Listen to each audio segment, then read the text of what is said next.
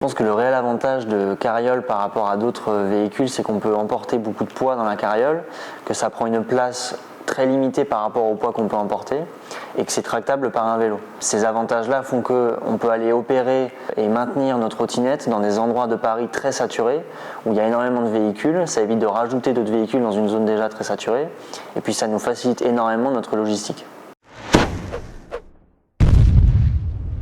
Je suis Baptiste Janin, je suis responsable des opérations terrain pour la société DOT à Paris. Je m'occupe d'une dizaine de personnes qui interviennent sur la maintenance de nos trottinettes électriques au quotidien. DOT, c'est une société de micro-mobilité qui met à disposition des trottinettes électriques et bientôt des vélos électriques dans plusieurs villes, donc à Paris, Lyon et dans plusieurs pays.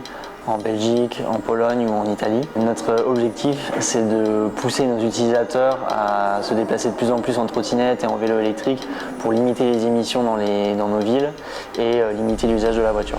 Je pense que l'enjeu principal qui nous a poussé à utiliser Carriole, c'est l'utilité du véhicule pour nos opérations de maintenance. Elle transporte des batteries électriques, de trottinettes électriques, et elle nous permet d'échanger ces batteries du coup dans ces zones très denses.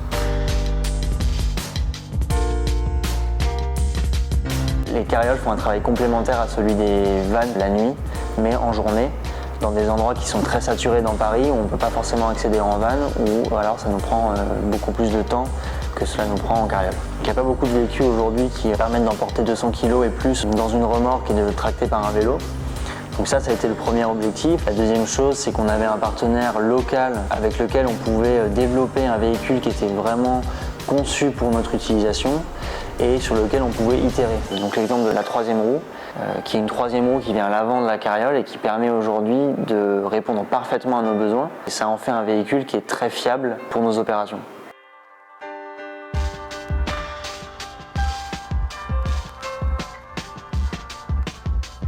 On a aussi un panneau publicitaire qui se balade dans Paris toute la journée, donc c'est une plus-value pour notre marque. Une carriole dans Paris aujourd'hui, elle travaille entre 10h et 17h30 et elle fait à peu près 40 km par jour, 2 allers-retours depuis notre centre de recharge dans Paris et emporte entre 200 et 220 kg de batterie à chaque fois.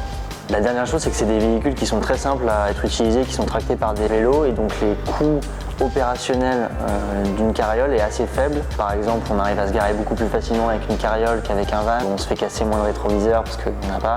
On peut se garer beaucoup plus facilement.